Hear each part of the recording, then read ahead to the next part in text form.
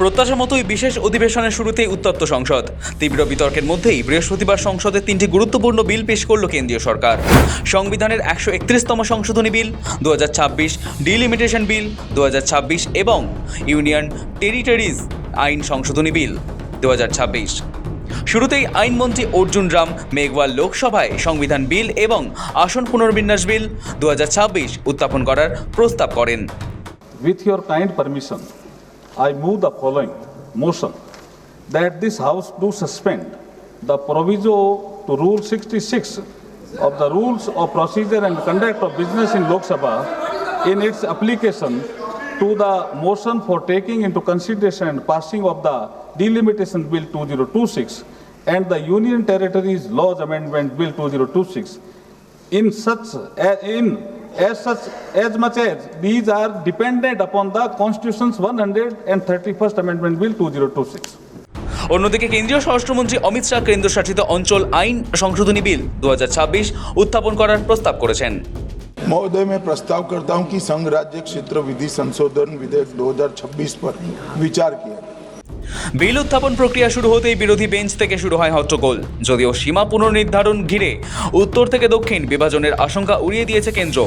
লোকসভার আসন বাড়বে 50%, মোট সংখ্যা দাঁড়াবে 815, জানিয়েছে কেন্দ্রীয় আইনমন্ত্রী Arjun Ram Meghwal.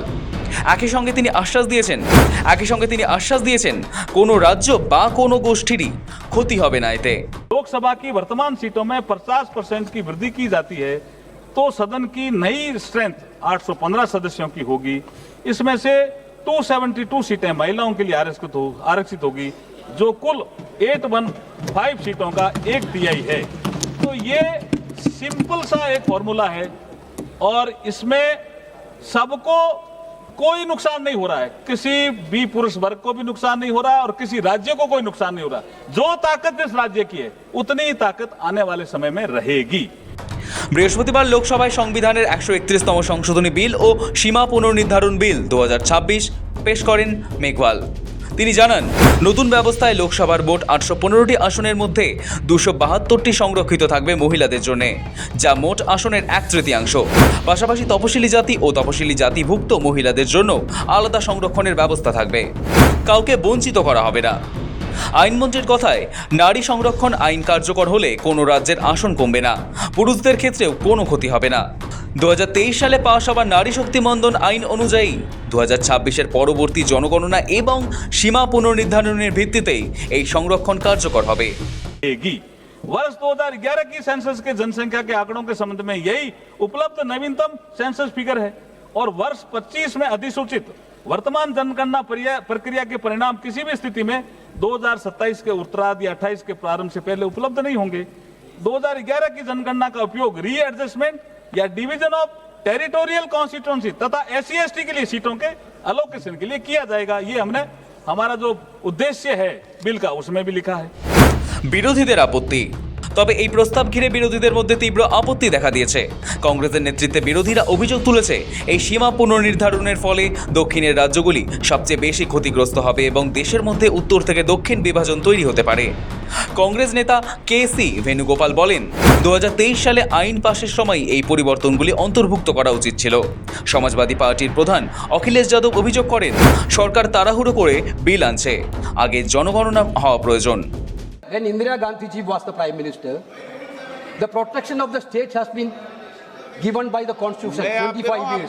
Sir, Atal Bihari Vajpayee ji also in 2001. Atal Bihari Vajpayee also extended that protection. Now you want to take away the protection given by Indira ji and Atal Bihari Vajpayee. Your intention is very clear, sir. Your intention is to hijack Indian democracy. You know about the Indian people mindset. You are scared of 2029 election. You want an escape route to cover up the 2029. That's why you bring the anti-constitutional bill. Therefore, I think the minister has to withdraw this bill, sir. कि जल्दीबाजी क्यों है आखिरकार? महिला आरक्षण के नाम पर जल्दीबाजी क्यों है भाजपा के अंदर?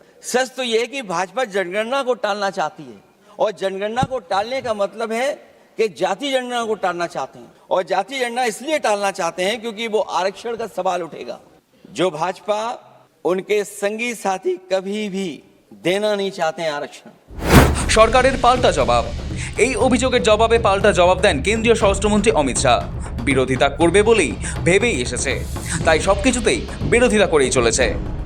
माननीय अध्यक्ष जी, ये जो 3 बिल, एक संविधान संशोधन और 2 बिल सदन के सामने अभी प्रस्तुत किए हैं, उसमें से संविधान संशोधन करने के बाद महिला आरक्षण को लॉजिकल एंड ले जाने के लिए ये 2 कानून जरूरी है, इसलिए 2 कानून साथ में लाए गए।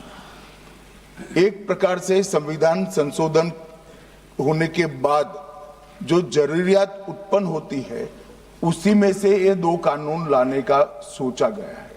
ये तीनों बिल एक साथ ही आए थे और इसी सदन ने उनकी सहमति से पास किया, मगर आज सुबह वो विरोध करने का तय कर आए मीटिंग में, इसलिए हर चीज में विरोध ही किए जा रहे हैं। শাসক বিরোধীদের এই তরজার মধ্যে পরিস্থিতি উত্তপ্ত হয়ে উঠলে লোকসভার স্পিকার ওম বিড়লা হস্তক্ষেপ করেন। এরপর আলোচনা ফের স্বাভাবিক হয়। সব মিলিয়ে লোকসভার আসন বৃদ্ধি ও নারী সংরক্ষণ কার্যকর করার পথে বড় পদক্ষেপ নিল কেন্দ্রের মোদী সরকার। তবে বিরোধীদের আশঙ্কা ও রাজনৈতিক তরজা এই বিষয়টিকে আগামী দিনে আরও জটিল করে তুলতে পারে। ব্যুরো রিপোর্ট, সময়, কলকাতা।